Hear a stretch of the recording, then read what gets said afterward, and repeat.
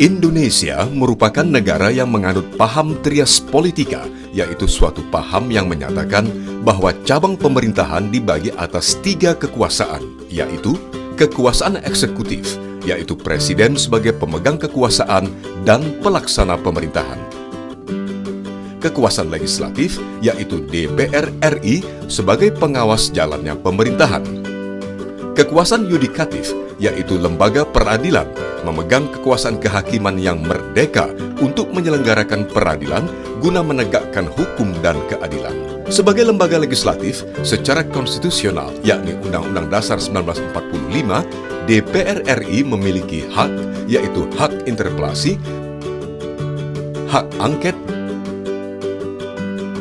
dan hak menyatakan pendapat.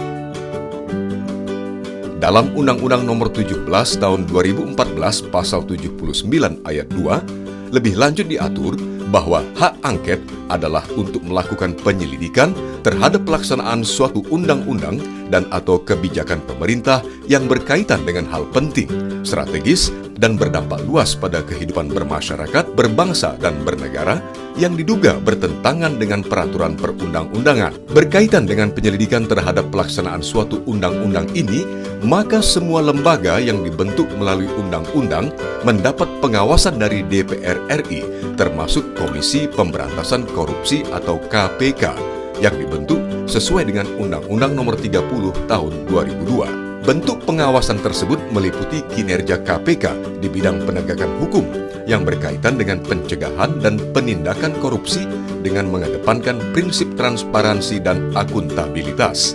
Selain itu, dalam Undang-Undang KPK Pasal 20 Ayat 1 juga disebutkan bahwa pertanggungjawaban publik KPK harus ditujukan kepada Presiden, DPR RI, dan Badan Pemeriksa Keuangan (BPK).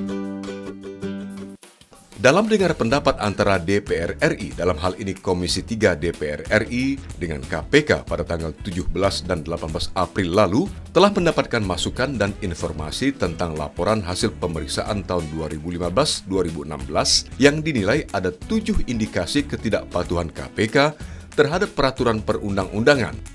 Selain itu, Komisi 3 DPR RI juga mendapat masukan dan informasi yang terkait tata kelola dokumentasi dalam proses hukum penindakan dugaan kasus korupsi. Selanjutnya, dalam RDP tersebut juga terdapat dugaan ketidakcermatan dan ketidakhati-hatian dalam penyampaian keterangan dalam proses hukum maupun komunikasi publik. Dalam rangka mendalami berbagai persoalan di atas, maka diusulkanlah hak angket terhadap pelaksanaan tugas dan kewenangan KPK sebagaimana diatur dalam Pasal 79 Ayat 2 Undang-Undang Nomor 17 Tahun 2014. Dalam RDP di Komisi 3, hak angket tersebut masih sebatas usulan karena untuk sah tidaknya sebuah hak angket harus diusulkan minimal 25 orang lebih dari 2 fraksi yang kemudian dibawa ke sidang rapat paripurna dan puncaknya pada tanggal 28 April lalu dalam penutupan masa sidang keempat tahun sidang 2016-2017 telah disahkan adanya hak angket terhadap pelaksanaan tugas dan kewenangan KPK. Sidang paripurna penutupan masa sidang keempat tahun 2016-2017 ini dihadiri lebih dari setengah anggota DPR. Tindak lanjut dari hak angket tersebut, nantinya Badan Musyawarah atau BAMUS DPR RI akan menjadwalkan kembali rapat untuk pengesahan panitia angket yang nama-namanya tentu berasal dari fraksi-fraksi. Sehubungan dengan hak angket ini, apakah lembaga DPR RI dapat digugat atau dituntut dalam menjalankan tugas dan wewenangnya? Dalam Undang-Undang Dasar 45 Pasal 20 Ayat 3 dinyatakan bahwa anggota DPR RI diberikan hak imunitas berdasarkan Pasal 224 Ayat 1 dan 2 Undang-Undang MD 3 tahun 2014, sehingga anggota DPR RI tidak dapat diganggu-gugat oleh pihak manapun yang berkaitan dengan tugas dan fungsinya.